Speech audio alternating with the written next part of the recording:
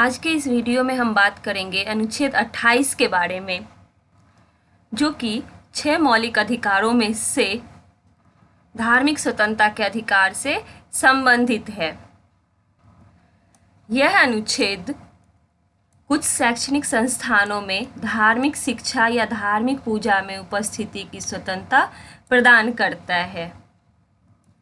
यह मुख्य रूप से 4 प्रकार के शैक्षणिक संस्थानों की बात करता है। पहले कैटेगरी में वैसी संस्थाएं आती है जो पूर्णतः राज्य द्वारा अनुरक्षित होती है, मतलब इन संस्थाओं को पूरी तरह से स्टेट द्वारा मेंटेन किया जाता है। दूसरे कैटेगरी में वैसी संस्थाएं हैं जिन्हें राज्य द्वारा मान्यता प्राप्त है, जिन्हें स्टेट द्वारा रिकॉग्नाइज किया गया है। तीसरे कैटेगरी में वैसी संस्थाएं हैं जो राज्य निधि से सहायता प्राप्त करती है, मतलब स्टेट फंड से इन्हें सहायता प्राप्त होता है। चौथे कैटेगरी में वैसी संस्थाएं हैं जो किसी ट्रस्ट के तहत स्थापित की जाती है और राज्य द्वारा प्रशासित होती है। पहले कैटेगरी में आने वाली संस्थाओं में धार्मिक शिक्षा पूरी तरह से प्रतिबंधित है, मतलब यहाँ धार्मिक शिक्षा नहीं दी जाएगी। और दूसरे तीसरे कैटेगरी में जो भी संस्थाएं आती है उसमें स्वैच्छिक आधार पर धार्मिक शिक्षा की अनुमति है। और चौथे कैटेगरी जिसमें संस्थाएं ट्रस्ट के अंतर्गत स्थापित की जाती है, इसमें धार्मिक शिक्षा की अनुमति है, यहाँ दिया जा सकता है।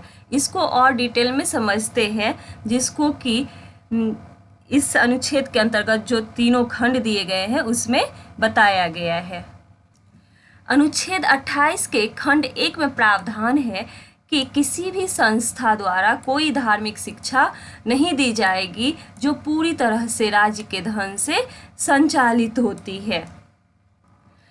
इस अनुच्छेद के खंड 2 में कहा गया है कि यह प्रावधान उन शैक्षणिक संस्थानों पर लागू नहीं होता है जो राज्य के कोष से बनाए जाते हैं, लेकिन वे किसी ट्रस्ट के तहत स्थापित किए गए हैं, जो स्पष्ट रूप से यह अपेक्षा करता है कि ऐसे संस्थानों में धार्मिक शिक्षा दी जानी चाहिए।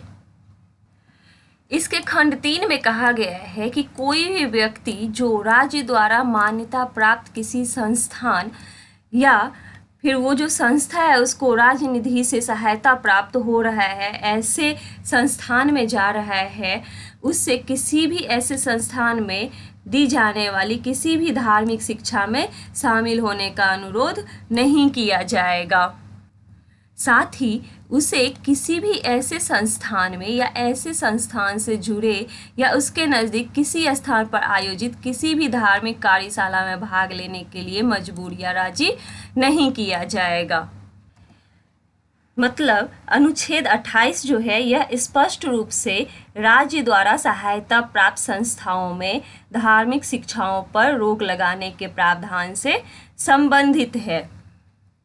और राज्य सहायता प्राप्त संस्थाओं के अंतर्गत आने वाली 3 श्रेणियां हैं। पहला जो है वो पूरी तरह से राज्य द्वारा संचालित है और इस श्रेणी में आने वाली संस्थाओं में धार्मिक शिक्षा नहीं दी जाएगी, पूरी तरह से प्रतिबंधित है यहाँ। दूसरे श्रेणी में वे संस्थाएं जो राज्य से सहायता प्राप्त करती है। इस श्रेणी की संस्थाओं में नाबालिग अगर होगा तो नाबालिग के मामले में किसी व्यक्ति या अभिभावक की सहमति से धार्मिक शिक्षा दी जा सकती है। और अंतिम श्रेणी जो है इसमें संस्था किसी ट्रस्ट के तहत स्थापित है और राज्य द्वारा प्रशासित है। और इस श्रेणी में आने वाली संस्थाओं में धार्मिक शिक्षा के लिए ऐसा कोई प्रतिबंध नहीं है, यहाँ धार्मिक शिक्षा दी जाने की अनुमति है।